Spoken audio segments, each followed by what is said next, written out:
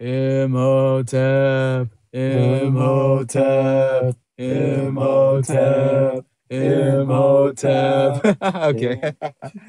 Hi, welcome to End Credit Reviews, and now the title has changed to After the Credits. I thought Unscripted was kind of ish, and someone else has already took it, so I want to avoid copyright. So again, hi, welcome to End Credit Reviews. It's just not just myself, Tyler from End Credit Reviews, but I also have some new guest stars on here. Want to introduce yourselves? Sure thing. Edgar. Eric.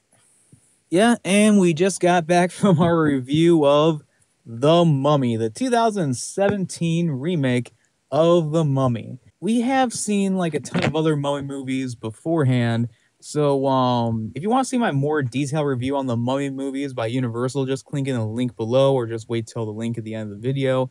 But have you guys seen the original Mummy with Boris Karloff from the 30s? Unfortunately, I have not. I haven't either.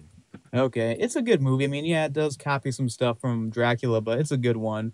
And then the ones from like the 40s were like the stereotypical mummy wrapped in bandages and had like nothing to do with the one with Boris Karloff. That's where the whole stereotypical mummy comes from. That's like wrapped in bandages and limps around. It's like you have to be standing still for that mummy to catch you. Yep. And yeah, and then of course, I think many of us, of course, have seen the 1999 remake of The Mummy with Brendan Fraser. And I love that movie. It's an amazing movie. I think it's awesome. And yeah, it's a loose remake, but I think it's the only remake I can think of that is better than the original. How about you, Edgar? I enjoyed the 90s Mummy. I was just looking forward to seeing him in this one, like towards the end at least. So, like a plot twist or a funny Cameo? cameo or Easter egg saying he's going to be part of this franchise of the new one. Okay. How about you? Have you seen the 1999 remake? Not at all. Yes, But you I have. would. What? You grew up with that one. But I Brendan would. Fraser. You know, 91. I believe so then. Okay, it'll come to him, but yeah, that movie's awesome in that. Like, I probably didn't realize it as a kid, but I realize it as an adult now. I had the hots for Rachel Weisz, who was the love interest in the movie, Yeah. and I think it's safe to say I still do. But okay. And then we had The Mummy Returns, which was entertaining. Yeah, it was a step down, but it was an entertaining movie nonetheless. And then of course we had the dumpster fire known as Tomb of the Dragon Emperor. Yep. Again, yeah, I hate that movie so much. You know what's really bad about that movie? Awful, like just looking at the information. The guys who wrote that movie, guess what movie they wrote? Which one is that? Spider-Man 2. And that's been like said to be one of the best comic book movies of all time. Dr. Octopus. What happened? I don't know. I wish I could say a Hippute Setna to that, which you can't forget Egyptian that's like destroy him or You destroy. also can't forget the Scorpion King. People Oh, yeah, forget the the Scorpion King real fast. Well, yeah, it was like a spin-off, but they had like little to do with those movies. Like, yeah, the one with The Rock was okay, and then the direct-to-video sequels are like so bad they're good, like laughably bad. Yeah. But yeah, I mean, I just recently finished those, and yeah, they're laughably bad, but they're perfect like Mystery Science Theater 3000. Yep. Yeah. So again, we have our remake of The Mummy from this year, 2017. Now, they actually announced this remake back in 2012. And the thing was that originally the director was going to be Len Wiseman, the guy who directed the first two Underworld movies, which sounded like a good choice, Right. but he turned it down because of like scheduling conflicts. And then I'm trying to remember who the director was. The guy who directed the movie Mama, which is like a horror film. And I was like, okay, not half bad horror movie. But at the same time, he dropped out of the project because of the fact that he had like creative differences. Like he wanted to make it just like a straight up horror film, but Universal Studios said that we just want to make it kind of more action with horror and that. So the last minute replacement director was Alex Kurtzman, who was the producer of the movie, and I think the only other movie he directed was this feel good movie called People Like Us. I never seen it, but maybe I should have watched it just to compare to it. So we finally get to talking about the review of this movie. So the plot of the movie is about a man named Nick, played by Tom Cruise, and also his assistant Chris, played by Jake Johnson, and they're trying to seek out like a treasure in that, and they accidentally stumble upon the tomb of an unknown mummy. Now, what's weird is that this mummy's tomb is found somewhere around Mesopotamia or Babylon. I think it was Mesopotamia, but it's like at least hundreds of miles away from Egypt, which makes it puzzling. Right. So they take it out of the tomb and then a bunch of bad stuff happens, and Tom Cruise's character is cursed and selected by this mummy named Amenhotep or Amenhotep. I don't know if I'm saying that right. Amonatep? Yeah, played by Sophia. Sophia Boyletel. Okay, good. Okay, good one. Yeah, I'm not really good at these pronouncing his last names, but a good one. Thank you, Edgar. No problem. And with this one, I was kind of a little bit on the fence about because I wasn't so sure what they were going to do. Because again, I'm connected to, I have such a strong connection growing up with the 1999 remake, and a lot of people would agree with that. But at the same time, I was open-minded because, hey, a new cinematic universe, and Yep. the Universal monster characters are, well, that series is my favorite movie franchise of all time. I don't know if I said that before yet.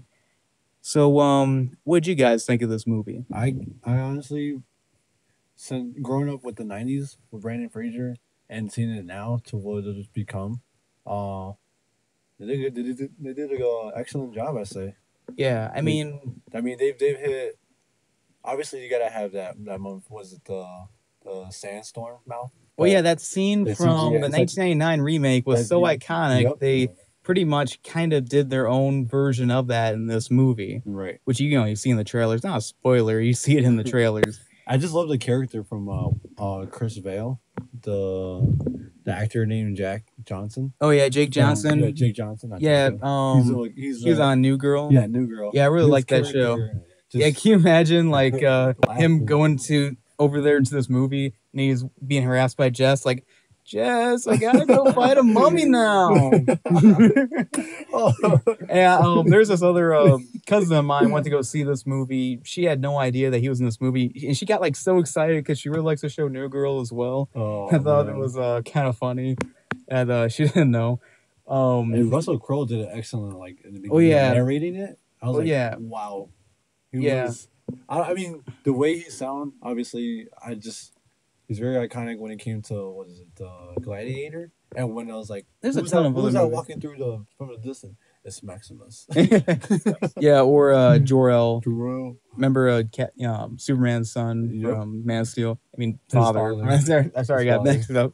And what's iconic, I mean, not iconic, but ironic about this is that Tom Cruise and Russell Crowe have been talking for years to work on a movie together. They've been kind of like on and off about it. Like, we should do a movie sometime. But they weren't so sure when they were going to do it, and they finally did it.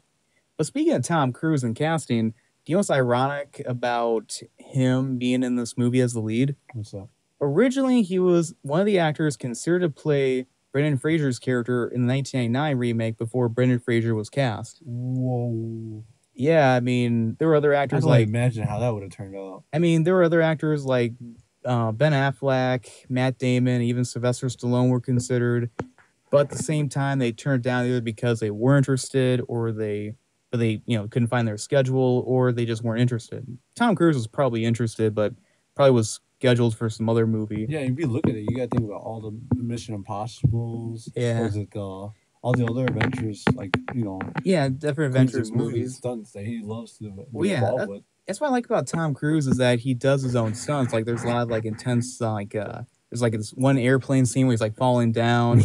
Yeah. Oh yeah, remember when the trailers released and there's this infamous part where they forgot to add like the sound effects and you hear him go, oh, oh, ah.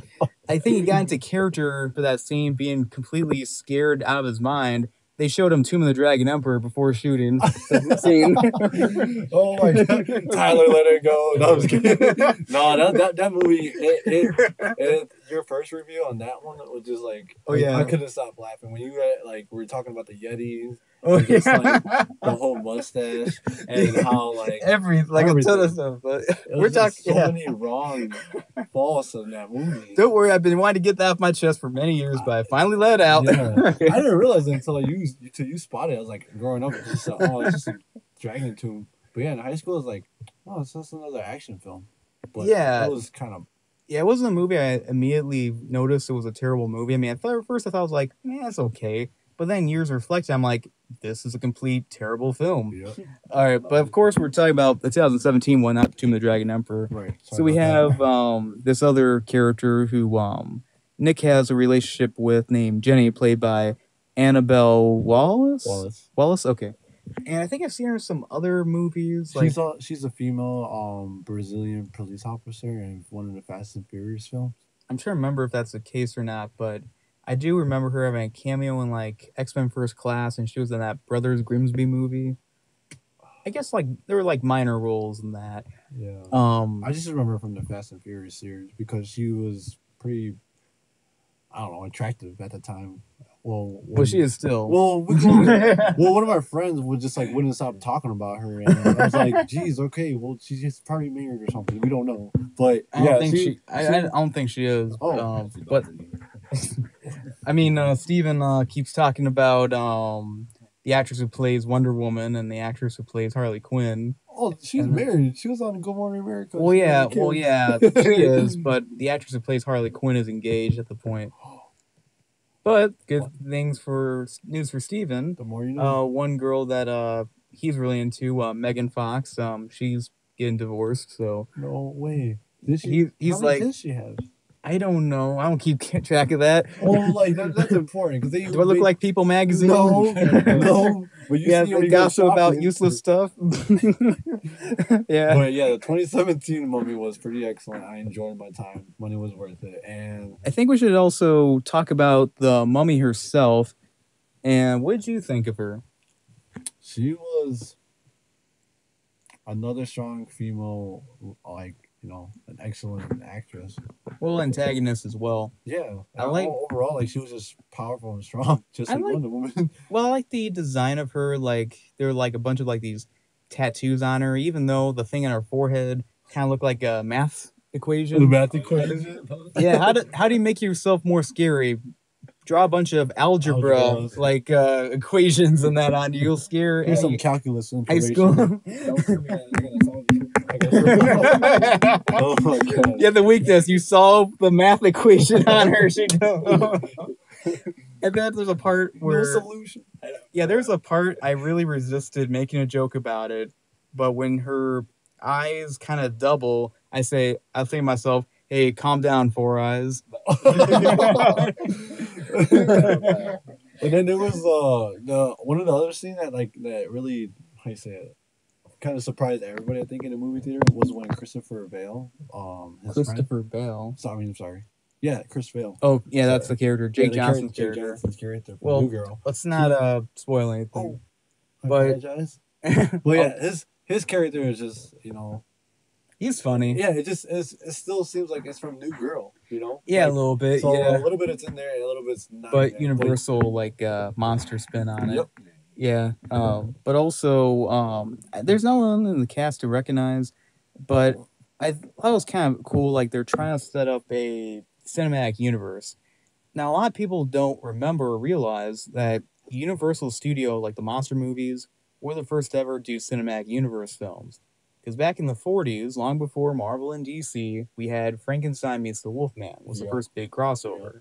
And then we had big ones like House of Frankenstein, House of Dracula, and Abbott Costello Meet Frankenstein. Right. And then like Marvel recently in the past decade or so made them popular again. So they've woken up the other studios, say, hey, let's do this. And now Universal's saying, hey, we should do the same thing for our Universal monster characters. Yeah. I'm just kind of concerned that this movie is really going to launch them because I would love to see that. Right. But I'm kind of afraid this might be another repeat of Dracula Untold, which that movie was supposed to be the beginning of the new franchise. But for some reason, they got cold feet about it. I feel like they should have done that because that movie was profitable. But also, back to the movie itself. Also, you might have not have heard about this. I mean, I just want to say one last thing about the cinematic universe stuff. But apparently, Universal might be facing a copyright lawsuit from DC because they have their own sub-universe in the DC comics called the Dark Universe with characters like Constantine, Zatanna, and Swamp Thing. Right. And they, might get, sued by them for the name of copyright stuff. But it'd be kind of weird to do that because I heard he made this, name about it. they were gonna call it the MonsterVerse, which would have been a much better title, but Warner Brothers already took it with like with Godzilla and King Kong. Kind of took it already. But I'm really looking forward to what happens next with them because I love these movies, and I just want to see what they do with them next. Trying to think what else with the cast, but I did like Russell Crowe as Dr. Henry Jekyll. But at the same time, it was kind of shown online, kind of spoiled, but there he does transform to Mr. Hyde. It's not like the Mr. Hyde we've seen in like League of Extraordinary Gentlemen or the movie Van Helsing, where he's like a big, like Hulk-like creature. This one plays him more like we've seen him like in older past. Right. Just thought I was like, okay, that's kind of cool and different. He's like a tame. Was it tame monster? Well, I wouldn't call him tamed. He's more like one that's like mad and like not just in strength, but also like he's like a evil guy. Yeah, but he Like- seems like he's able to control it. Or Well, limit, and then Yeah, the limit. longer he goes without injecting himself, the less control he has, and it's more like his evil alter ego takes place. Yeah. Takes hold. And I swear, there's just so many minor references to the Mummy. There's like a part where there's like a double-decker bus scene. Yep. And I'm like, oh, Mummy returns. And then there's Oh. a great Easter egg from the Mummy franchise with Brendan Fraser. I'm not going to say what it is, but it's the scene where these characters are fighting. It only shows on screen for a second or two, but just watch and wait and see. and shiny. Yeah. Okay. Okay. So what would you give this movie, Edgar? I'm gonna give it 8 out of 10. Okay, it's like very IMDb user score rating. Okay. And for you? I'll also give it 8 out of 10. Okay, that's pretty good, solid rating. I would say this is a movie that I liked it more than I thought I was going to like it. It definitely had a lot more plot twists than expected, which I did like. I feel like, again, the user scores are kind of way too low for this movie, not just on IMDb, but also on Metacritic. And I feel like that's, not a good thing. I mean, come on, folks. I mean, they're not going to redo exactly what they did in the 90s. Right. I mean, again, this is better than Tomb of the Dragon Emperor, so I feel like that's... Even Scorpion King. Well, yeah. I mean, I wanted to say one last thing about Tomb of the Dragon Emperor, but I've seen just about every single Universal monster movie, and that is the absolute worst Universal monster movie. I think, was there anything scary about that movie? Like, No. they even try. You could watch that movie and never realize I was like, wait, this is PG-13? This is easily could have been PG. Yeah, because I guess the only thing that got me hyped about the Mummy, the Tomb of the Dragon Emperor at the time, because Brendan Fraser came back. yeah, he came back, and not only that, but like in 2008 at that time, I was really into Jet Li and what his Well, you yeah. know, his whole career, what he brought into like the whole fighting, his respecting his culture, and how he brought into the movie industry. Yeah, And yeah. I was expecting that in the to continue on in Tomb of the Dragon Emperor, and he got Americanized Brandon Fraser, pretty much beating him, knocking him down, and everything. Like, Well, yeah. this is not right. If you tear him up. If you want to see a movie about Jet Li where he's in China and it's an awesome movie, watch Fearless Yes, or yes. Jet Li's Fearless, as it's called. But Yes. yeah, that movie is mounds better than Tomb of the Dragon Emperor. Yeah. Like everything's better And about that if I'm one. not mistaken, I think that was his last film he's ever created for China. Or That I to don't- like to represent a true event. Yeah, it's probably, Yeah. but I had to look into that again. Mhm. So again, back to the my final review on this movie. I would say that it's a movie that I would say it's better than the majority of movies I've seen in theaters. I'm not so sure where it ranks on there compared to like Wonder Woman or some of the other Marvel movies I've seen, but definitely definitely in the top 5 right now, I would say. Yeah. Again, the action was good. Most of the special effects were really good, except for some of the spiders didn't look rendered properly, I would have to say. The sand, what were they called? The sand that bit his friend. Yeah, and I did like how they were able to get like some references from the other movies, but at the same time, it was trying to be its own thing. I'm really curious. I'm really hyped to see where they go with this franchise with it. I'm really hoping they do it. Let's do it. And if Universal is listening right now, start playing the old movies on TV again. Because when was the last time we saw one of the old classic Universal monster movies playing on cable TV around Halloween time? Oh gosh, You're right. Because usually you see one of those crappy like Halloween or Friday the 13th sequels Over and over. playing on TV. I have a good editorial, by the way. I'll push that in a link about why people should watch those movies. Okay. So for now, I know it sounds a little cliche, but I'm really solid. I'm going to keep my rating on this. I'm going to give the 2017 remake of The Mummy 3 stars out of 4. Nice. So anyway, before we completely wrap this up, no pun intended, I just want to let you guys know that I made that up on the spot. I didn't plan that one. But here's a joke I planned out was the part where she's creating the sandstorm with attacking, London, that sort of thing. And they're all like saying, this is a terrible thing, but we're on the news. We're going to make a bigger deal about some mean thing some guy said on Twitter. It's going to be our more outrageous thing compared to people getting killed and dying. Yeah. Seriously, man. Like, anything. So anyway, this is Tyler from And Critter Reviews. Edgar from AMC Theater. Well, that's the theater we saw it at. And this is Eric from. I guess is that The back of the seat. The back of the seat. Yeah. You haven't done one of these kind of reviews in a long time. I hope to make more in the future like this. Yeah, man. So again, thank you for watching. I appreciate it a lot. Please like and subscribe.